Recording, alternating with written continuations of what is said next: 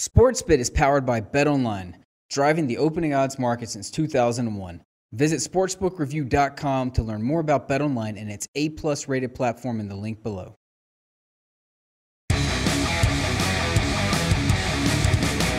It's Army-Navy time here on SportsBit Betting Insight today from SBRpicks.com. Of course, we're talking about the annual rivalry between the Service Academy, and this is one year where the Commander-in-Chief trophy is actually on the line. It's only the third time since 1978 Army and Navy have gone into the game with the Commander-in-Chief trophy on the line. And of course, Army, they haven't won the Commander-in-Chief trophy since 1996. Of course, for those of you who don't know, that's the series between Army, Navy, and Air Force. Air Force is 0-2 against those two teams, which means the Army-Navy winner gets the trophy. Jeff Monken asked what Army will do with the trophy. Quote, 21 years? We're going to put it right in the middle of the mess hall and let the student body enjoy it.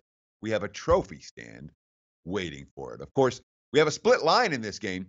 Army, we're going to call it 3.5. Navy 3.5 over Army, total 46.5. But they're threes at most books in Las Vegas, and not 3.5.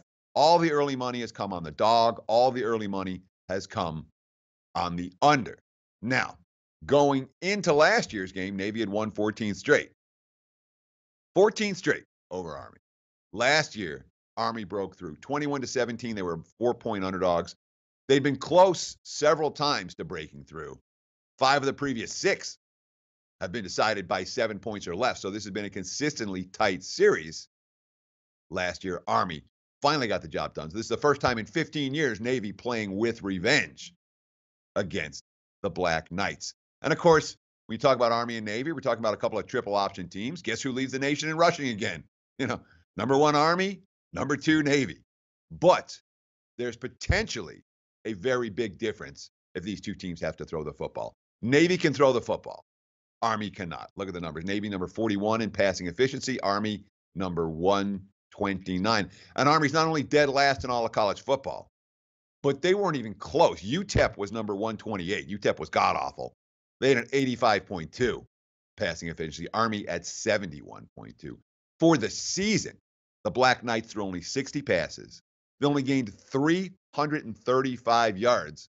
And of course, of those 60 passes, 5 of them were intercepted. So, Army's listed as an option team. It's more of a power ground game without as many pitches. The quarterback, Bradshaw, led the way. Plenty of depth at running back for Army. This has been a team, when you have 4 different rushers that have got at least 4 touchdowns, that all average better than 5 yards per carry, that all have at least 500 rushing yards. It's a diverse attack for a running game. And, of course, Army's been real good in the close games, 4-2 in games decided by less than a touchdown. Navy comes in. They've had a disappointing season. Because of injuries, they've had to use 3 quarterbacks. Now, the time off probably helps Zach Abey. He was a losing quarterback in his first career start versus Army last year. And he finished the season only 42.9% completions. But, Navy's not about completion percentage. They're about big plays when they chuck it downfield. And Navy did have 11.5 yards per pass attempt. And, of course, we're talking about a guy that ran for more than 1,300 yards and 14 touchdowns despite missing time. Now, look, Navy went 5-0 to start, closed out with a 1-5 finish. Their only win down the stretch came by a field goal. So it's not like they've been in situations where they're putting teams away. They haven't done that in months. But they faced a much, much tougher schedule than Army. Played Florida Atlantic and Memphis and Notre Dame and UCF, Houston and SMU. Now, Army faced Ohio State. They lost that game 38-7.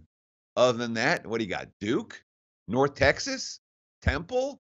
Air Force? They didn't face many tough teams. And I went back and looked at the strength of schedule. I'm like, wow, there's a huge strength of schedule disparity between these two teams. You look at the mainstream strength of schedule numbers, and boy, there's not that much there. I mean, there's like a 30 rank difference between these two teams. I think it's much higher. Beware of shitty strength of schedule numbers that are going to overweight one step up game or one step down game. Remember that one game against Ohio State has significantly affected Army's strength of schedule. You take that out, and you can see why the Black Knights are underdogs in this ballgame, even though based, again, on like Sagarin numbers, this game should be pick 'em. I can understand why Navy is favored. I will not be betting against the Middies in this contest. Deep dive up next. Dave Mason from betonline.ag right here on Sportsbit. Betting Insight Today from SBRpicks.com. Hey guys, thanks for tuning in to our channel.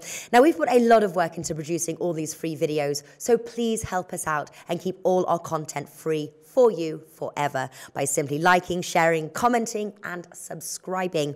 Now, not to mention, a visit to our industry-leading website will warm the hearts of all our SBR employees, especially myself. Now, the links are over there to the left, so do check those out. Thanks for watching.